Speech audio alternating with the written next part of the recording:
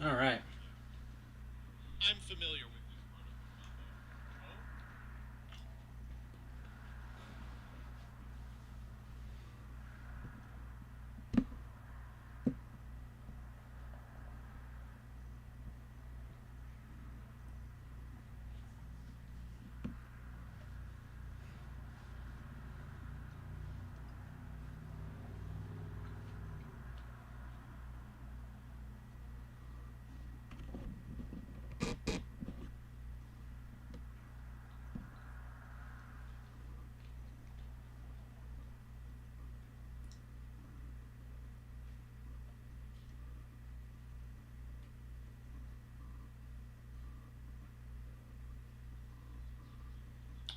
All right. All right. All right. Let's get in here. Hopefully everything in the background has loaded as I swap over, and boom! Here we are. welcome all everyone to a very, very lazy Monday night where we got some very exciting news today. We'll be going over the core rules that GW has been so gracious as to bestow upon us.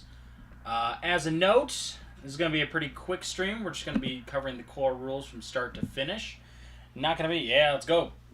Yeah, we're not going to be speculating about detachments. We're not going to be debating points. All we're doing is we're going front to back. Going to cover any changes that we can compare to our current core rules.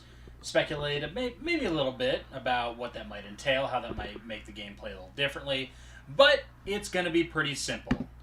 With everything else so close to full release, with the Armageddon box that's going out soon, I personally do not see a real point to hemming and hawing and trying to predict way too much about a game that realistically we'll all be playing in a few weeks. So, without further ado, let's get started. I do also have a little side cam down here with a few minis for posterity. There's a little knight in the background. I grabbed a part of a card box holder that we can use for a terrain footprint in case we need to like act anything out, or if I get confused. I've glanced at these rules. I have not read them all the way through, so this will be pretty blind as we go. We'll be skipping over any and all boring things just to honestly get to the core of the stuff we actually care about, the parts of gameplay that will affect us most drastically. So, a lot of cool art that is likely going to be in the page of this. We have a reference here. Something that I have seen, that we've seen throughout all of the little previews, and we're just going to start tabbing down here. All the little snippets and sneak peeks. We get some cool AdMac. They change they change Warhammer newbies every core rules bundle. They've included in the sneak peeks that they've included, as they've been kind of like shadow dropping information in the lead up to this. We have gotten every little thing. For example, like the new heavy rule, the new hidden rule. They've all had like decimals and chapters next to them, which I imagine. Yeah, see, if we look down here, we get to core concepts, like armies 01.01, units and models 0.102. I imagine this lines up like chapter 1, paragraph 2. So, in case you are ever confused about anything that is written in a core rule, you'll be able to flip through your pamphlet. I imagine, yeah, because based on what we've seen in the box reveals and stuff, they have been a pretty consolidated pamphlet. So, I'm also going off of the fact that everyone in this stream does know how to play Warhammer. If you don't know how to play Warhammer and you somehow made it here, well, first of all, welcome. It's a pleasure to have you here. But this will be a very quick skim through of concepts that we are already mostly familiar with, like dice, like battle shock, like what toughness and movement is. All of these, if we can look here on page number chapter 2, it gives us nice little summaries of what attacks are, what range is, invulnerable saves, in save, AP, all that good stuff. Keywords, although actually right here on the bottom right is a good point. Datasheets have listed keywords separated into faction keywords and other keywords. Former used when deciding which models to include in an army, otherwise both are functionally the same. Keywords appear in full capitals in keyword bold. We get some more stuff about Battle Shock. Can't be targeted with stratagems, etc. Things we are already familiar with. Let's keep on going. Movement. Yeah, so we'll be keeping our eyes out for any core differences. Having played a few games recently, it's all pretty fresh in my head, so I feel confident I will be able to see too many differences. We get a boys status sheet that looks pretty similar to what we're already familiar with. Something that I did notice that someone pointed out to me was rotating a model. It seems that pivoting, the -2 inch penalty to pivoting a model without a round base, seems to have disappeared. And so we will find out. Yep, we see moving in a straight line. Oh, here we go, rotating. Here is a good thing to go off of. A Rhino, Sister's Rhino, notoriously doesn't have a base and is not exactly a symmetrical object, far more rectangular than square. But it has a distance of 12. Per this example, it moves 6, rotates, and then moves another 6. So normally you would have to give up 2 inches to rotate or pivot, as it was listed in the FAQ. So that seems to have disappeared. Which, honestly, don't really care. Makes the game go quicker without having to do math for pivot subtraction, so I'm a big fan of that. Coherency. This is another change that I heard about. Good to see it in writing. As long as you are within 2 inches of one other model, as far as at least horizontally, as long as you're within 2 of one other model, and the whole squad is within 9 of each other. So you got a 9-inch bubble. As long as every model fits in that 9-inch, and each model is within 2 inches of one model, then you are kosher for coherency. So no more stringing out like an ungodly amount, but always having to do the little like fence twists on the end of a long strip. Seems coherency has simplified quite a bit. Engagement range, we're already familiar with the reveals leading up to this. Engagement range is now 2 inches and 5 inches vertically. Oh, yep, see, here's their new example. Yep, as long as you keep it all within 9 and everyone's within 2 of one of their buds, you are A-okay. Fantastic. Engagement range, slightly bigger than usual. As a melee player, I'm very excited for this. To simplify the combat step, which we will get to later. Selecting weapons, selecting targets, it is virtually unchanged. So we will be moving past that rather quickly until we get to a little segment that was recently teased that I'm very excited for. Yep, resolving attacks, identical attacks, speed rolling, hit rolls, wound rolls. Everyone, at least most everyone watching this, is far familiar with what hits, wounds, and saves are. Inflicting damage. Yada, yada, yada. Moving on. Alright. Yep, we keep on going. Let me get my computer a second to load. Yep, examples, resolving attacks, resolving other attacks, weapon orders, all of that good stuff. Oh, and here we go down here. We get to the... Hang on, selecting targets, I believe... Hang on, no. I think it's one segment down. There we go. Yeah. Chrome's a little slow, but it is what it is. So, we get to declare order. So you as a defender, when you are faced with a certain set of successful wounds, you determine what order your different saving characteristic models are going to take damage. The example is that the Gemini Superia from Celestine take the first wounds, take the first failures, the Sisters, the Seraphim take the next, and then Celestine, as being a character, is forced to take them last. And then the quirk...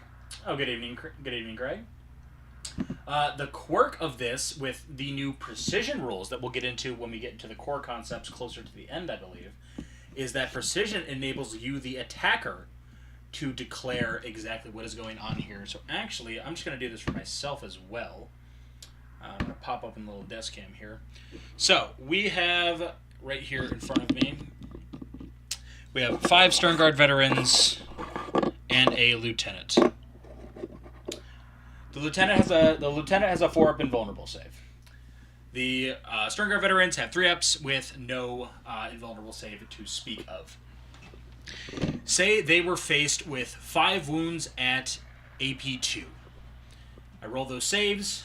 I get 3 threes and 2. I get 3 threes and 2 fives. Before I roll any, before I would roll any of those saves, I would declare, okay, so saves will go on the Stern Guard first, and then onto the Lieutenant. Those 3 threes would be considered failures, and say if they were 2 damage, then I would lose 3 Stern Guard, and then the 5s that I rolled would still go onto the Stern Guard, but they would be successful. This enables you to take many different, large bulks, quantities of saving dice that you may have to do at once, and I think that's going to speed up the process quite a lot. I'm actually very excited for that. Hazard rolls. Hazard rolls and mortal wounds. Mortal wounds, they've listed out a pretty concrete order as to how you have to take it. I believe it's identical to what we have now, where if you have a non-character that has damage on it, it's got to take it first.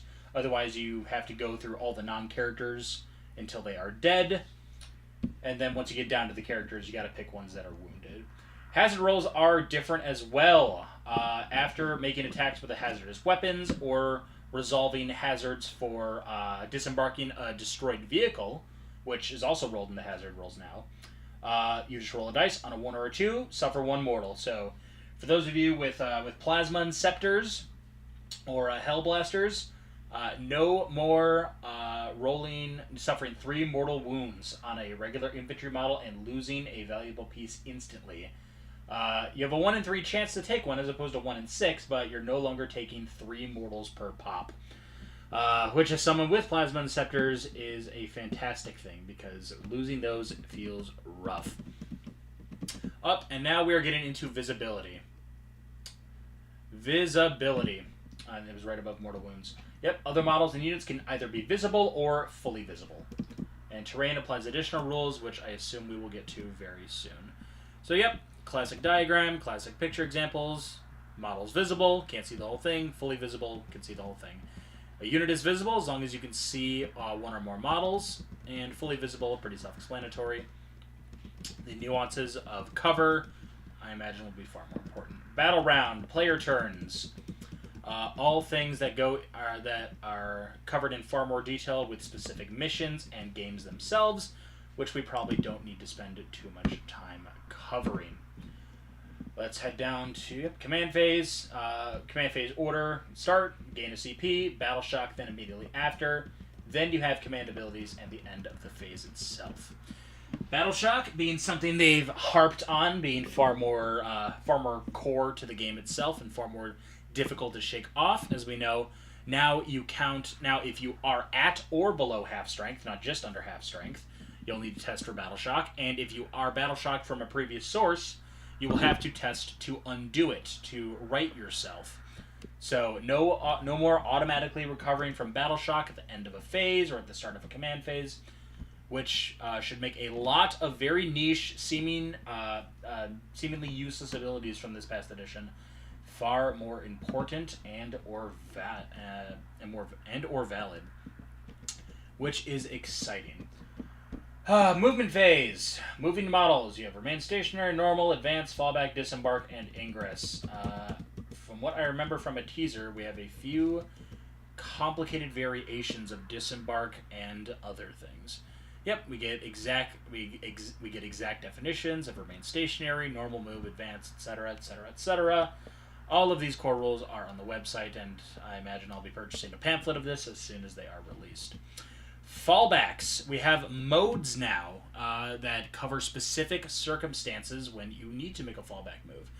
You either have ordered retreat, which is your standard fallback with no other additional features or adjustments to it. And then you have desperate escape, which rolls in the new hazard rolls as the method to take damage from a desperate escape. So yeah, seemingly no more losing models outright from a desperate escape test. Rather, you just make hazard rolls and take the subsequent damage. If you choose a desperate escape, you can move through enemy models. That is the same as it was. And then, if you are not battle shocked and you need to desperate escape, you then have to test for battle shock, which is fun. Shooting phase. Close quarters, indirect. A few adjustments to these from what we've been teased. Assault shooting, same as it was. Close quarters, effectively replacing all with pistols. And indirect, receiving the treatment it deserves, because when indirect is good, the game is ass. I am sorry, guard players, you like your artillery, and I get it. It's cool. But when indirect fire is good, the game sucks, and it feels terrible. I've been on the receiving end of multiple basilisks, and I can tell you that I have nothing but respect for those who brave those war machines in real world, because on the table I'm tearing my hair out. Indirect shooting. Here we go. If you can't see what you're shooting at, and you don't have a spotter unit, aka another model from your army that can see it for you, you're hitting on 6s. No rerolls, no sauce, nothing. If you do have a spotter unit, where you have where one of your friendly units can see the target, you're only hitting on 4s or higher. And I believe you can reroll those. Hang on, nope, indirect, period. No rerolls at all. 0. If you don't have direct line of sight, if you are using indirect fire, you can't reroll a damn thing. So just simply roll 5-ups. And you can't start an action, which I don't know how common that was in artillery pieces, so not gonna dwell on that. Charge phase. Snake Eyes always fails. Snake Eyes always fails. I have a problem with people who want charges to be a certain set distance. We are playing a dice game, so Snake Eyes failing, I think, is very thematic and very fun. You've been on I've been on more than one. That's been me on more than one occasion, so I am A-okay with that. Here we go. Charge. Yep, declare charge. We are now going base to base. You got to measure base to base if you want to make it to that unit. Ingresses and deep strikes or reserves coming outside of 8 now, but being that you are outside of 8, aka 8.00001 inches away, you still need to roll a 9 in order to touch base to base to get that going. Yep. This may be something that's a little more confusing for people, but as we play games, it will become second nature. I'm already pretty in touch with it, and I'm excited to play. Pile-ins, consolidations, they are all effectively the same in method, but the order has changed. The attacker piles in everything first, and then the defender piles in everything first. And then after fighting, after all the fights are done, then it's all consolidations and such. This means that units during the fight phase will be bundled up much tighter to each other, given that the defender will be forced to pile in before the fighting actually begins, meaning that that 2-inch engagement range is actually going to be pulling even more weight than expected. It may not feel good to have to pile in your cultists to a squad of Death Riders or a squad of Repentia, but hey, them's the rules. Like, melee is melee. You get sucked in, you gotta defend yourself. Yep, resolve fights first. Fights first being changed, meaning that no longer do 2 squads of fights first sit there staring at each other, hucking grenades, refusing to make the first move, like a bunch of shy college students. So that is good. It is effectively just alternating. It's a free interrupt if you're on the attack, or if you're on the defense, rather. Again, something that will become much more simple as we go. We get normal fights and we get overrun fights, which is if you were eligible to fight, but like the thing you were in contact with is already dead, you get to pile in again, and then you get to fight normally. I imagine if that secondary pile in is still unsuccessful, then you're just kind of shit out of luck, and you'll have to wait till the next turn. Alright, consolidation. Woo!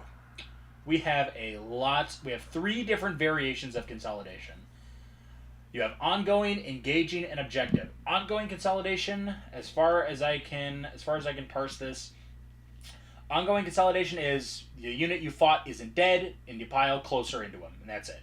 Engaging consolidation is the unit you fought is dead, and then you pile into a fresh enemy unit within 3, or whose engagement range is within 3, so within 5. Or objective consolidation, which is you're not engaged with anybody, there's no enemy near you to be engaged, but there's an objective, so you can consolidate onto the objective. So 3 simple forms, again, basically identical to what we've been doing, but consolidated into a nice paragraph there. Yep, we get an ongoing consolidation here. And then this guy, yep, this Demon Prince, I believe it's a Demon Prince, It's like, oh, these guys are too far away, but there's an objective right here. I will simply teeter my way onto that. Fun, good stuff. Yep, overrun, good. Terrain!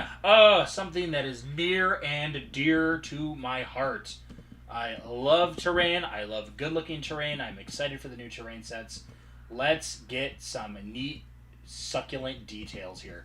3 categories of terrain. Exposed. Exposed terrain offers only scant protection to the most desperate troops and can be traversed without hindrance.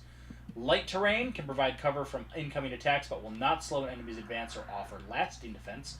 And dense terrain is an obstacle to even the largest war machines that can shelter entire squads from enemy sights. So 90% of terrain that we have been playing with and seeing throughout the edition has been dense, per their example, buildings, ruins, armored containers.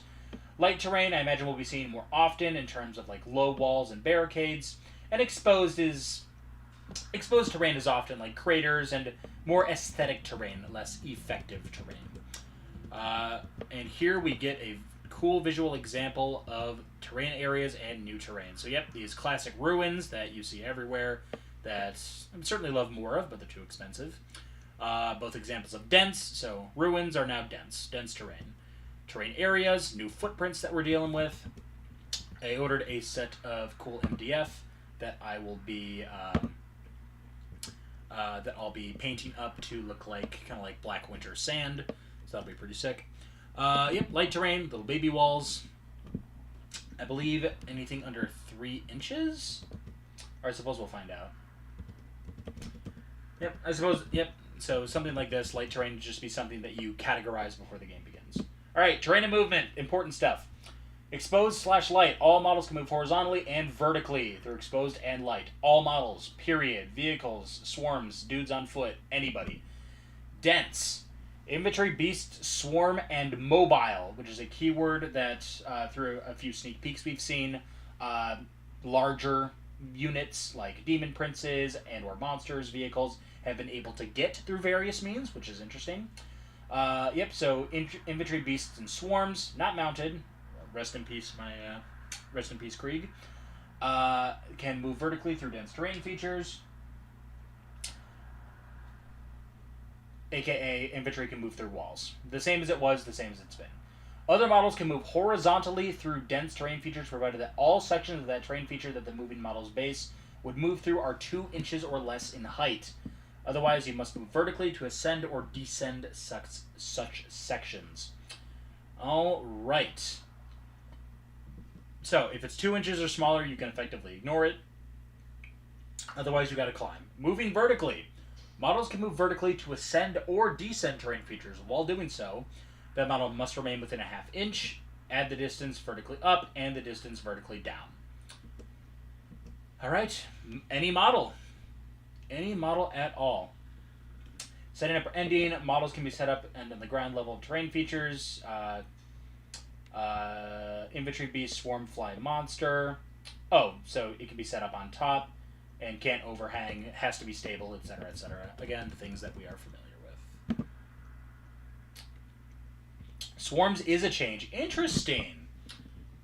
Well, I mean, I can't imagine a reason why a canoptic swarm or a gang of rippers wouldn't be able to move through a wall if a large human or a Bulgrin would be able to, so honestly, it's just solid change in my mind. Don't see a problem there. Yep, terrain and movement, we get some good pictures. All sections are more than 2 in height. Yep, so the monster can move through it. Infantry, don't care, they can go through walls. Example down here. So this little AdMech guy. Yep, so he just climbs up here. And then we get this vehicle who can't move through the armored container, but can climb over it, which is interesting. So seemingly that applies to any vehicle. So if you want your repulsor, if you want your Lehman Russ to roll on over a shipping container, I suppose you can if you have the movement for it. And you see back here, no terrain, no problem. All right, more keywords, more fun. Benefit of cover, terrain and visibility. Here we go. This is the bit I was more excited about. Each time a range attack targets a unit, every model in that unit meets one or more of the following conditions, that unit has the benefit of cover. If every model in that unit, that model is Infantry Beast or Swarm or IBS, and is within a terrain area, so aka touching. That model is not fully visible to the attacking model due to one or more intervening terrain features and one or more intervening obscuring terrain areas. So if every model is touching a terrain area, they get the benefit of cover. If every model in a unit is not fully visible due to terrain or being on the other side of an obscuring terrain area, which we can go down here and check real quick. If terrain areas containing one or more light or dense are obscuring. If every line of sight drawn between two models crosses one or more obscuring terrain areas, those are not visible. So what I imagine this means, if I just turn on the little camera here, say for example this purple square is a terrain area. If this knight is situated right here and this lieutenant is situated right there, there is no way for them to see each other without the line of sight crossing over the obscuring terrain area, which means that that is not visible. But this means something very exciting for me particularly, who found the abundance of cover in 10th a little obnoxious. If every model in a unit, so say you are looking at a 20-man Berserker squad, say you're looking at a 20-man Guardsman squad, unless every single one of those models is either touching a terrain area or isn't fully visible due to intervening terrain, they get the benefit of cover. So if you can see one of those 20 models that does not fall under one of those requirements, one of those conditions, that unit does not get the benefit of cover. So no more towing in a single guardsman and then being like, yeah, I'll have -1 ballistic skill against my whole unit. That may not have been how it was exactly worded in 10th, but that's how a lot of games ended up being played. Now normally this is far easier to do with vehicles and single model units, but it seems for larger groups cover is going to be much harder to come by, for which I am a big fan, because -1 ballistic skill can be a little rough. Hidden, new word, new rule. So the model is IBS and is within a terrain area, aka touching, that contains one or more dense terrain features. So, and as long as they haven't shot, seems melee units are obscured from this, seems fighting doesn't restrict you from being hidden, but if you're fighting, you're close enough to be shot anyway, so that's not really going to matter. Detection range by default is 15. We've seen so many stratagems on basically every single detachment that allows you to mess with that, to change it, to make it shorter, make it longer, so that'll be fun to play with. Obscuring, we just covered that real quick. Yep, obscuring terrain areas, anything that has light or dense. So effectively most terrain areas on a battlefield are going to be considered obscuring. So if you're standing on the other side of it, can't see through it. If you're within it, true line of sight applies. Solid. Dense terrain features have the solid rule. Line of sight cannot be drawn across any enclosed gap, aka like little holes or windows, of such a terrain feature that is 3 inches or less. So there are no doors or windows in the 41st millennium, 3 inches or lower. Any higher than that, I imagine true line of sight applies, which makes sense, given that if you're on a higher level in a piece of terrain or a unit, you're probably more likely to be able to be seen. We get some cool examples here. I believe we've seen these before in different articles. I think this Stampa one, or the Gorkanaut, whichever orc unit that is, I think we saw it as well. So yeah, these Repentia down here, they're 3 inches or lower, so all of these windows and doors are treated as solid. But if you're 3 inches or higher, windows are fair game. So you can see NBC. Pretty simple, pretty easy. So effectively, second floors are riskier, but yeah, you get your plunging fire, you get all that good stuff. Terrain objectives. If mission uses objectives, they'll state where they're located in the battlefield. We've all seen the reveals for these. These are pretty simple. Level of control. Again, same thing that we've been doing for ever since OC was a thing. Highest level of OC. I believe things are measured. At the end of the phase still. Yep, secured. Some rules allow an objective to be secured, aka stickied. Security is undone at the end of any phase if you're able to control it. Yep, so same timing as we have now. Nothing complicated, nothing strange. Yep, get the same example of OC we got earlier in the reveals, etc., etc., etc. Okay, there we go. Stratagems. Stratagems are effectively unchanged in terms of how they function, although I imagine there are quite a few differences to the little stratagems themselves. So, yep, we know how stratagems work. The new rules, you cannot use more than one stratagem on a unit in a phase, so no doubling up on smoke or armor of contempt or anything like that. Examples here. And we have the new strats, or the redone strats, rather. So, command reroll, effectively unchanged as far as I'm aware, although we now, for my knowledge, I could never quite remember if you could redo hazards or disembarks or anything like that. But yeah, advance, charge, damage, hazard hit, saves, wounds, and number of attacks. Command reroll. Can't live with it, can't live without it, all that good stuff. Does it mention the timing of multiple strats? I believe the color scheme, the teal here being in both turns, blue being your turn, and red being your opponent's turn, I believe those are the same, based on what we've seen. Explosives! Explosives / grenades, no longer just grenades.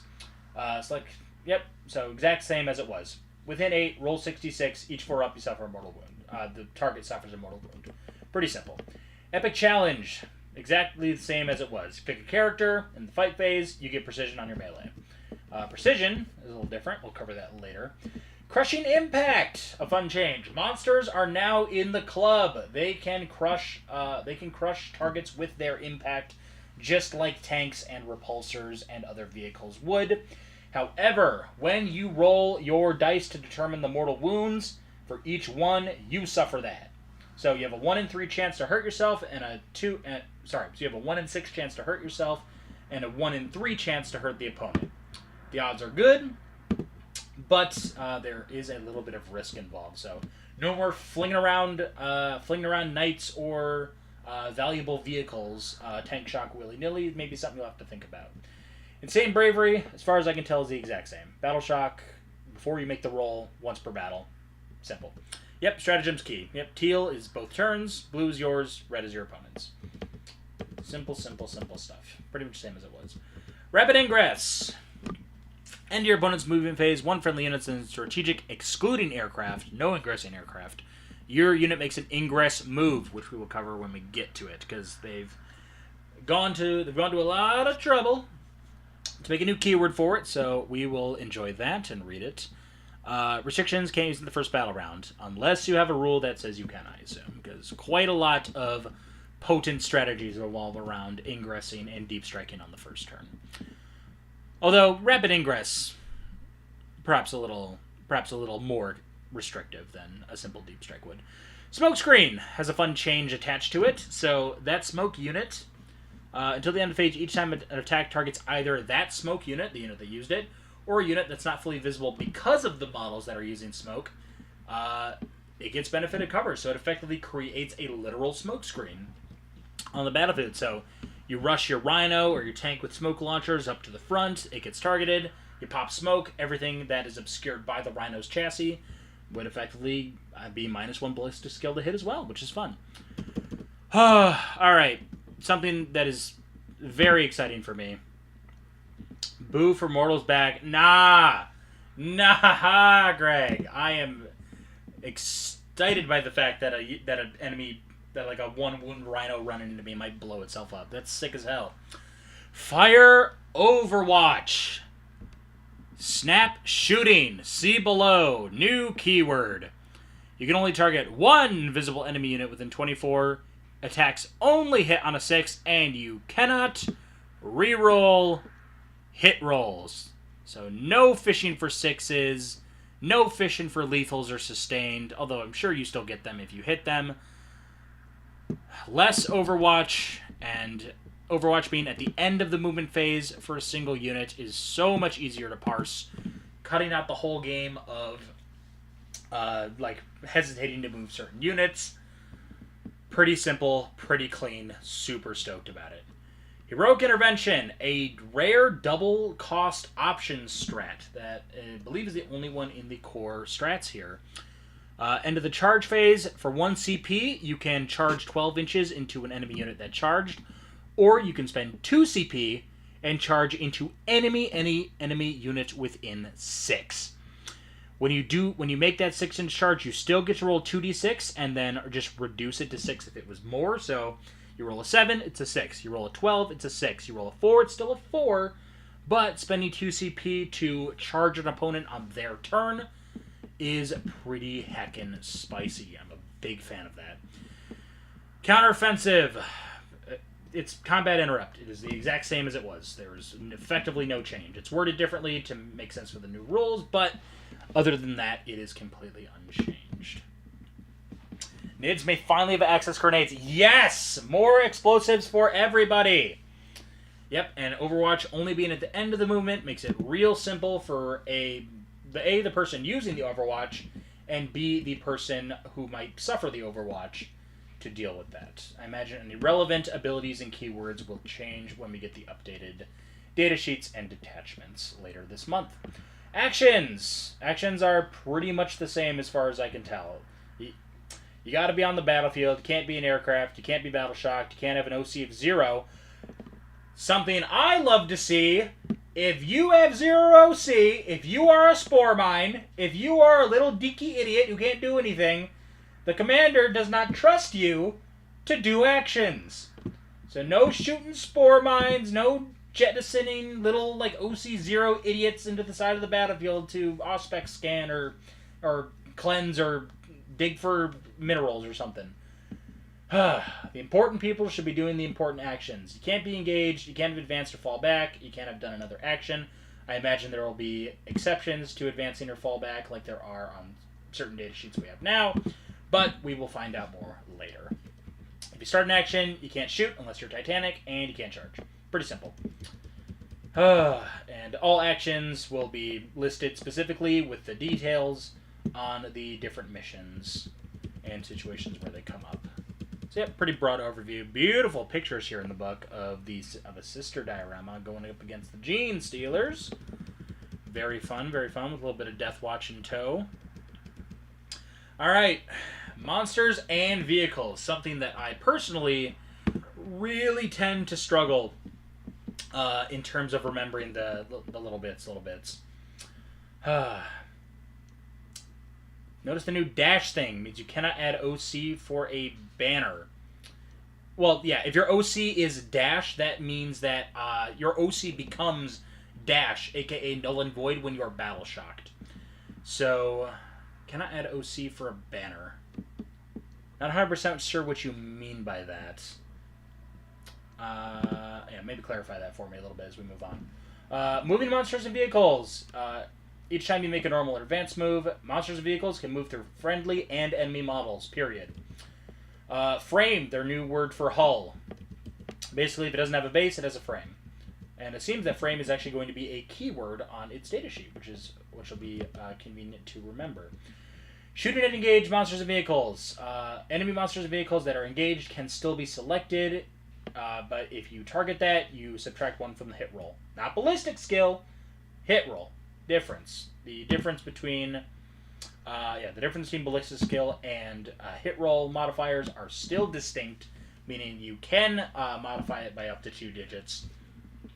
Though with stealth moving to -1 ballistic skill basically being identical as cover, I imagine doubling up will be far less common, which in my opinion is a good thing. A 4-up ballistic skill army hitting on 6s is miserable for everybody.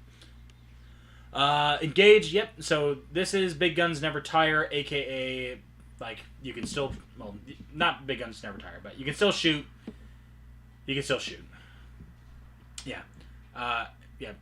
Oh, yeah, no, yeah, this is the new, like, diagram for Big Guns Never Tire. So yeah, the vehicle can still shoot the Berserkers, you can't use blast weapons, and unless it's using a close quarters gun, -1 to hit. This infantry unit can attack the Rogel Dorn, but -1 to hit. These Berserkers in combat can shoot them with their pistols. Because it's close combat, they can shoot it without the -1 to hit. Pretty simple. Simple, simple, simple good. Give 1 OC to a shock unit. Yes, that is correct. Yeah, so banner carriers, yeah. So in a current edition, plus 1 OC. Yeah, if you're battle shocked, you are straight 0. No modifiers, no ability to do actions, no ability to do anything. Battle shock is being treated with the severity that the flavor has always suggested it was, even if the mechanic was not 100% faithful. Transport capacity. Transports are exactly the same, as far as I can tell. Disembarking, embarking, move before the transport moves, move after it moves. Assault ramp, I imagine there will be exceptions to charging and shooting. All that good stuff. And we have disembark modes here. You have rapid, tactical, and combat disembark. So, rapid disembark is if the transport moved, then you get out, which means you can't. Which means you can't charge, but you can still shoot unless you have a rule that says otherwise. Tactical disembark means you get out of the vehicle before it moves. You can move, shoot, charge, etc. And then combat disembark means you're disengaging into combat, which seemingly you can just choose to do now. You just need to make hazard rolls. All the following apply to your units.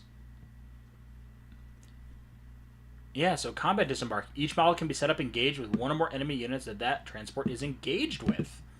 Oh, as long as the transport's engaged. I gotcha. So, yeah, that is seemingly something you can pick at will if you feel confident that getting out into combat is the best option for you. Fun! Emergency disembark is if your transport blows up, you make the hazard rolls. Your unit is automatically battle shocked and can't charge. That, I believe, is the exact same as it was. Combos of the transport blow up too. So no, that is emergency disembark, not combat disembark. Yeah, emergency applies a few more negative conditions to your unit. You can't charge. You're battle shocked automatically, and you have to make the hazard rolls are the same. So seemingly, well, I mean, getting out from a vehicle into combat is pretty dangerous. So yeah, exactly. All right, attached units. Something that was a little frustrating in terms of like abilities and such throughout the edition, but judging on the reveals and what they've shown us so far, that is all being changed. Yep, before the battle, for each leader and support unit, you can select a friendly bodyguard that can lead. That you will then lead that bodyguard unit for the battle and form an attached unit. Attack an attached unit. Each time you attack, if that unit contains one or more bodyguard models, use the highest toughness characteristic of the bodyguard in that unit. So if you happen to have a errant model with a higher toughness, you would use that for the entirety of the attacks, which is nice. I believe Deathwatch are the only ones that kind of skirt that rule by having like multiple toughness in the same unit, which is why they're treated a little differently. But for the most part, you won't encounter that too often. Attacking attached units. Rules that trigger when a unit is destroyed are only triggered when the last model that started the battle in an attached unit is destroyed. So what this means, from the way I read it, is when a character joins a unit at the start of a battle, aka, like, say, a captain and 5 intercessors, that is now an attached unit. They form an attached unit before the game starts. So rules that trigger when a unit is destroyed is only triggered when the last model is destroyed, aka the character. So if you kill the 5 intercessors but don't kill the captain, you did not destroy a unit. You do not get overwhelming force. You do not get attempting target or whatever the mark for death. You have to follow through. You have to kill the whole unit. Attached unit gets all of its keywords, aka if one of you is a psyker, use all as a psyker. That's the same as it was. Abilities and attached units, and this is this is an eyeful to look at. Leader support units I see. So abilities from leader supports last until the last model that leader support, aka the characters are dead. This means leader support units continue to benefit from their own while a model is leading, even after the bodyguard is destroyed, which previously wasn't the case. Bodyguard unit abilities, however, only last until the last model and the bodyguard is destroyed. For example, if you have a 5-man unit of... Yeah, exactly, no prisoner change. If you have a 5-man squad of assault intercessors who, per their datasheet rule, re-roll ones to wound or full wound re-rolls if they're on an objective. The captain or other character leading them would also get that ability. So seemingly, if those 5 assault intercessors are dead, that ability goes away. So the captain does not get to keep that, which makes sense. The guys around him that were the leaders for that, where the bearers of that ability are no longer around.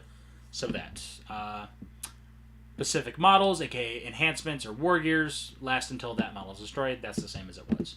Fantastic. I believe reviving and healing can also bring like dead models back. For example, if the captain was the only one left and you needed to revive one of the stern guard, or you had an option to revive one of the bodyguard models, it would still come back as it was. It wouldn't be a separate unit, which I imagine will be more relevant in an army like Necrons, but we'll cover that when it comes up. Placing units in strat reserves is the exact same as it was, unless otherwise stated. Combined points value of all your strats cannot exceed 50%. So 2k game, 1,000 points. 1k game, 500 points, etc., etc., etc. Repositioned units. That is used in the movement phase, removed from the battlefield. Okay, these are all roles that we're already familiar with. Arriving from strategic reserves. Here we go. To arrive at the battlefield, each strategic reserves unit must make an ingress move.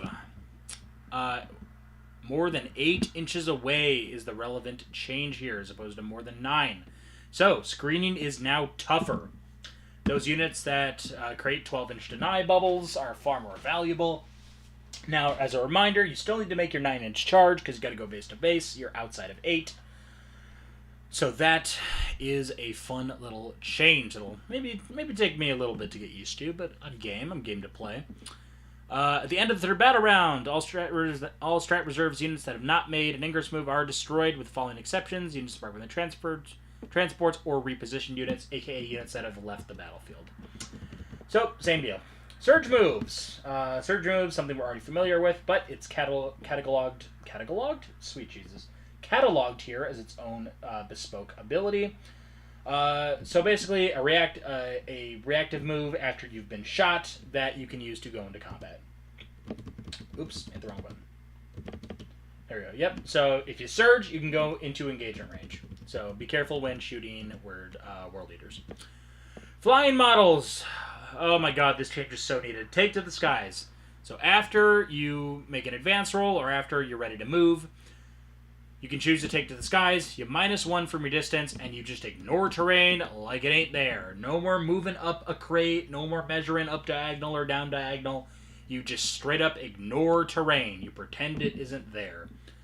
The example here, the Riptide Battlesuit has fly. It advances so that its maximum is 16, whatever it happened to roll. It declares to take to the skies, so it goes from 16 to 14, and it just ignores all terrain and all models. Moves straight over it. Thank God. Much simpler way to do it. Super stoked about that. Faction abilities, aura abilities, psychic abilities, war gear abilities. All things that we are familiar with. Plunging Fire. New ability that got previewed very, very early. Each time a model makes a ranged attack that targets a visible unit containing one or more models on ground level.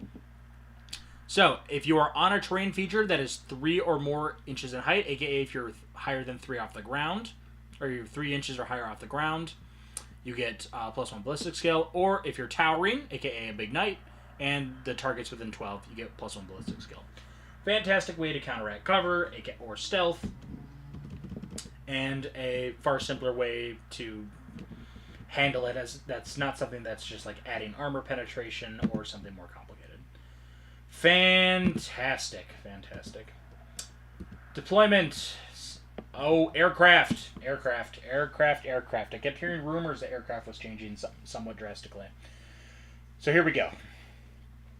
Deployment. In declared battle formations, all aircraft must be placed in strat reserves. That is the same as it was. Movement. Aircraft units are only eligible to make an ingress move. They are not eligible to make any other type of move. Interesting. At the end of your opponent's turn, all aircraft in your army that are on the battlefield must be placed into strategic reserves. So, okay.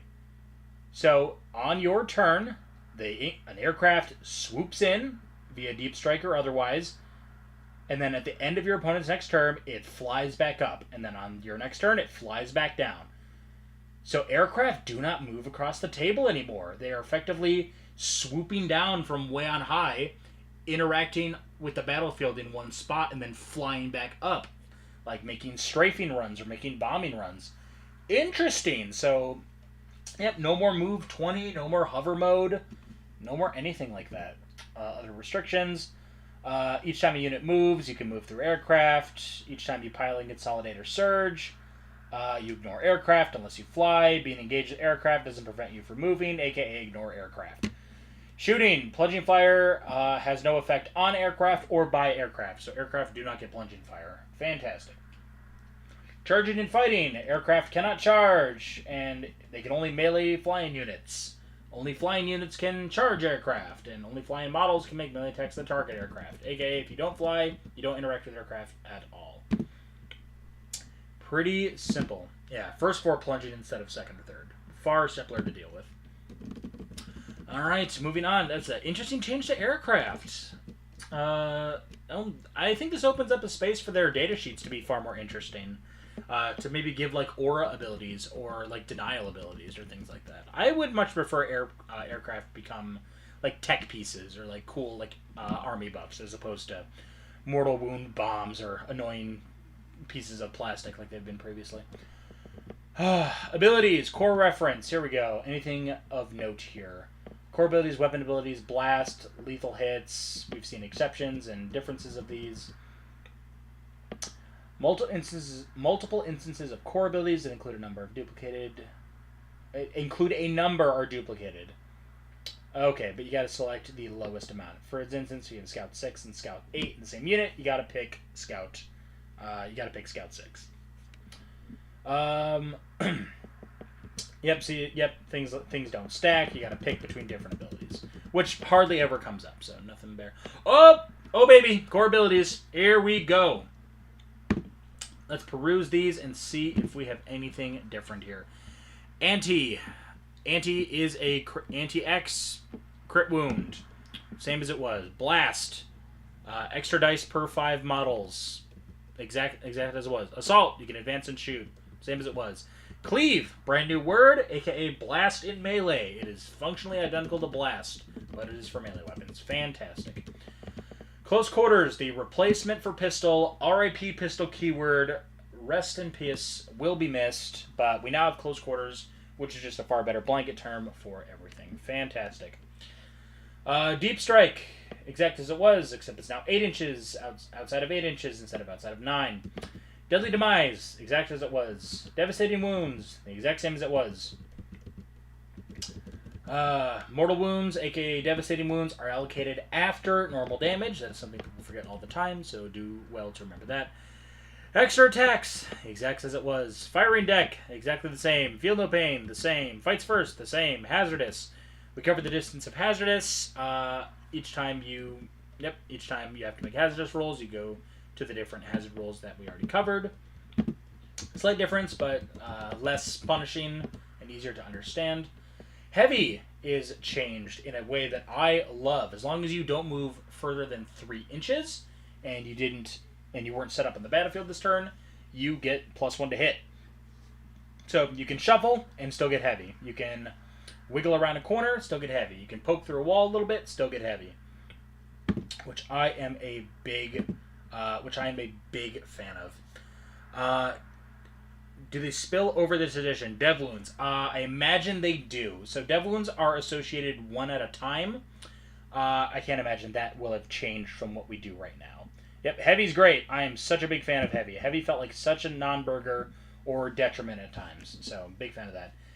Hover is changed because hover no longer applies to aircraft based on what they've told us or based on what we've read. And I think we can make some guarantees now.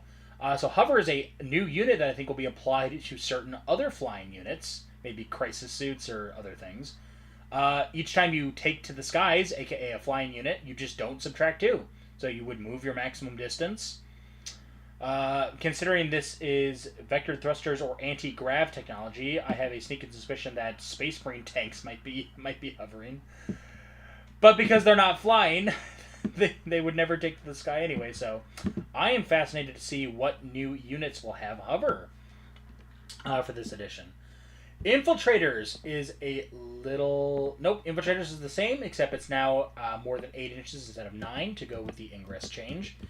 Ignores cover is the exact same as it was, except you are now not ignoring an AP deficit, but you are ignoring the ballistic skill modifier.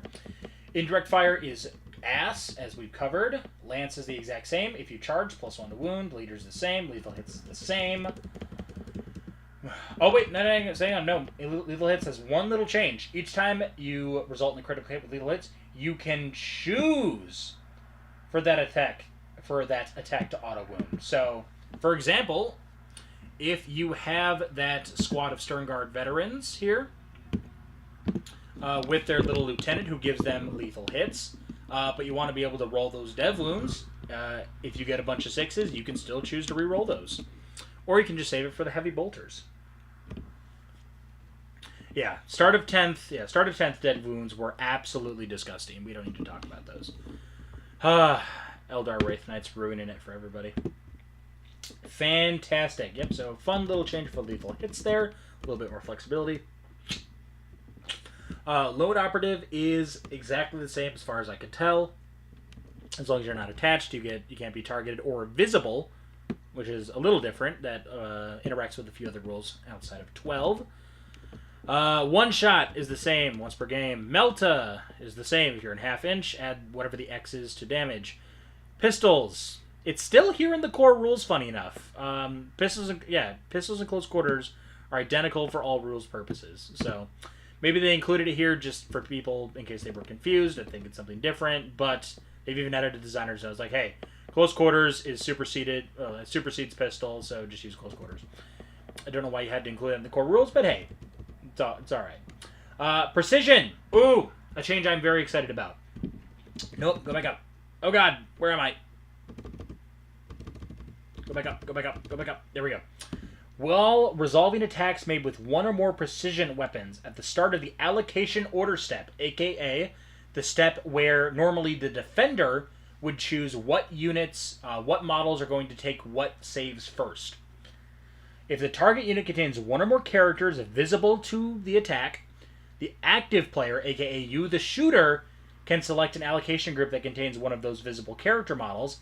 If they do, until those attacks are resolved, or until that character group is destroyed, that character has to take saves first.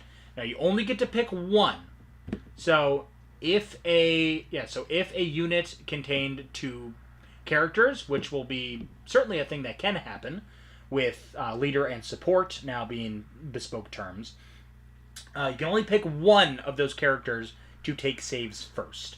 Otherwise, then, the bodyguard unit would then take the save second, and then likely that last character would take saves last. So, precision is a little more fun for being able to, and I think it's going to be far more effective with the mass dice allocation system here. So, that will be fun to play with. Scouts is a little different. So, the resolve pre-battle ability step, aka before roll-off, aka after roll-off and after deployment. If every model in a unit has scouts, you can do one of the following. If the unit is in strat reserves, you can deploy it into your deployment zone. If it's wholly within your deployment zone, it can make a scout move, as usual. If the unit's embarked within a dedicated transport, and every model in the transport has scouts, the transport can scout. I heard something like, if you've deployed them and they scouted, you can put them into strat reserves. It seems the opposite is true. So, wherever I heard that, or whatever rumor was flying around, it seems that it got mixed up. Psychic is a massive deal now. Psychic ignores ballistic skill, weapon skill, and hit roll modifiers. That's it. Doesn't ignore damage modifiers, doesn't ignore wound modifiers. It's ballistic skill, weapon skill, and hit roll modifiers, period. Which is fantastic, because what did Psychic previously do? absolutely fucking nothing. It did basically nothing. It was just there for certain strats and certain army abilities. Rapid fire is the exact same. More dice if you're closer. Moving on. Stealth gives you benefit of cover, aka -1 ballistic skill. No minus to hit, no doubling up. I know some people are peeved about this. I am not. Support is the keyword assigned to certain leader units that kind of play second fiddle to main leaders. Be fun to see with the army and datasheet updates what maybe new units have support versus leader. Sustained hits, critical hits, you get more hits. Fantastic, exact same as it was. Super heavy walker. Each time a unit with this ability makes a normal advance or fallback, you can move through models, including monster vehicles, but not other Titanics. And you can move horizontally through sections of features that are 4 inches or less in height. And you can choose to gain mobile, but after you're done moving, roll a d6 on a 1-year battle shock. That's the roll that they added for knights with Super Heavy Walker. Seems it is the same as it was. Torrent weapons auto hit, and then you just roll wounds. I imagine all torrent weapons will be losing their ignores cover keyword to just keep things nice and simple. Twin linked, reroll the wound, same as it was. Starting strength and half strength. I am curious what it means. I'm curious. Yeah, hang on. I want to know in case of an uneven number. Some units cannot be at half strength. If a model's wound characteristic or unit's starting strength cannot be evenly divided in half, aka 3, that model or unit cannot be at half strength but can be below half strength as described on the right. So, pretty much the same deal that we've been going with from now. Adding a new unit to your army. Some rules add a new unit to your army during battle. Rare thing that comes up, but sometimes does. When a model is destroyed, resolving rules. These are the same. This is exactly the same. Different move characteristics. Blah, blah, blah, blah, blah. Obey restrictions. Eligible to fight, but unable to fight. I believe this is the exact same as it was. So yeah. Yep, same deal as it was. Mix keywords in units. Attacks target units, not models. Objective is not within a terrain area. If the location point of objective does not coincide with the terrain area, you can denote it with a flat circular marker 40 millimeters in diameter. So keep your mats, keep your stupid little coins. Sorry, reverse that. Keep your cool little coins, keep your stupid little mats. All that good stuff. FAQs. I imagine this will fill up longer than a roster for a popular party. Can you embark within a transport after making a scout move? No. Fantastic. And that is it! That is the end of the core rules. Holy shitza. That is a mouthful. That is a lot of new stuff going on. Alright, I imagine Chrome's going to have a stroke for me going up back to the top page. Whew! Alright, we did that in about an hour. Oh, baby. That was interesting. That's fun. I am very excited to get my hands on the full rules later this month. I can't wait to take out some new games for a spin. Hopefully I can get together with some boys and chat about this. Maybe put a little something up on the channel sometime next week. This past week it was hell for me, so I wasn't able to, but I will be looking over these and examining new information as it comes out. Thank you so much if you stuck around, if you visited here with me, going over the rules. Remember, take everything you can see with a grain of salt. We still need detachments, we still need data sheets, we still need a lot of information, but 11th edition is getting very, very, very close, and I'm getting very excited. So, until I see you next time, I'll probably have some sort of hobby stream next week, back to building us some lovely knights. I will see you then. In the meantime, keep painting up the stuff, get those armies ready for the new edition, and keep rolling those lucky ones. Thanks for stopping by, thanks for hanging out with me, and I hope you all have a lovely night. Bye-bye!